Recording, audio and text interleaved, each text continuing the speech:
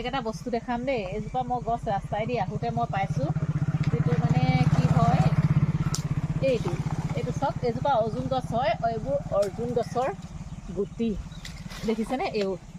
এইবোৰ অৰ্জুন গছৰ গুটি, আৰু এইবোৰ খালে মানে অৰ্জুন গছৰ গুটি যদি আপোনালোকে খাই থাকে, হাৰ্টটো পূৰা ষ্ট্ৰং হৈ থাকে। মানে অৰ্জুন গছৰ চালে হাৰ্টৰ ডিজিজ, যিকোনো হাৰ্টৰ ডিজিজ ভাল হয়। আৰু ইয়াৰ গুটিবোৰ যদি আপুনি খাব পাৰে তেতিয়াহ'লে হাৰ্টটো ষ্ট্ৰং হৈ থাকে। এই গুটিবোৰ আগতে আমি খুবেই খাওঁ, আৰু খাবলৈ কেঁহা কেঁহা লাগে, অকণমান তামোলৰ নিচিনা লাগে। ইমানেই ভাল পাইছিলোঁ আগতে খাবলৈ, এতিয়া কিন্তু ইমান ভাল লগা নাই। মানে আজিকালি বস্তুবোৰ এইবোৰ নেখায় যে সৰু ল'ৰা ছোৱালীয়ে।